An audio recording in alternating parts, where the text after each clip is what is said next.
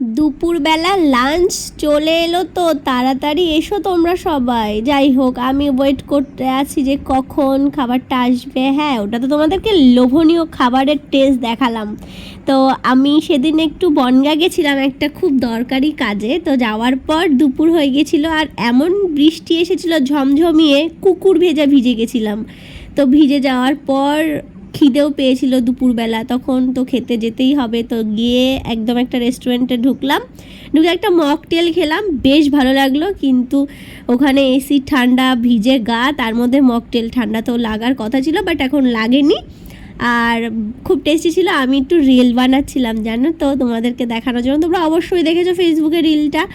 Reels বানানো তো মোটামুটি কমপ্লিট হলো। এবার আসলো আমাদের সেই খাবারের থালি। এটা হলো মায়ের হাতের খাবারের থালি, যাই হোক কিছু একটা ছিল। তো এটা হলো আলু ভাজা, এটা চাটনি ছিল, ঝুড়ি ঝুড়ি আলু ভাজার পর চাটনি, আর এটা হচ্ছে ডাল ছিল, ভেজ ডাল, আর এটা হলো মাটন কষা, আমার খুব ফেভারিট, আর খুব গরম ছিল বুঝেছো। আর এটা পাঁপড়, আর এটা হচ্ছে একদম কোথাকার ইলিশ কি জানি, সমুদ্রের মতো লাফাচ্ছিল। তো ইলিশটা সব থেকে বেস্ট লেগেছে। তো রান্নাঘরের ইলিশ কে কে খেয়েছো আমাকে অবশ্যই জানিও, ঠিক আছে। এটা হচ্ছে বনগাঁ বাটার মোড়ের ওখানে রান্নাঘর বলে একটা রেস্টুরেন্ট। তো দেখো, এরপর আমার ভোজন কমপ্লিট। এত খাবার খেয়েছি না, নড়তে পারছিলাম না।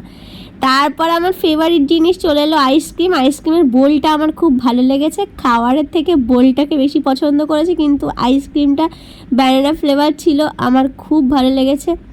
ব্যানানা না, কি ফ্লেভার ছিল যেন, যাই হোক ফ্লেভারটা তোমরা বলে দিও, ঠিক আছে। আর খুব ঠান্ডা ছিল, আর যেহেতু ভিজে গা ছিল, গা মুখে দেওয়ার সাথে সাথে একেবারে ঝমঝমিয়ে উঠলাম। আর খাবারের শেষের থালিটা তোমরা দেখবে না, দেখো মনে হচ্ছে ইস কি বিচ্ছিরি।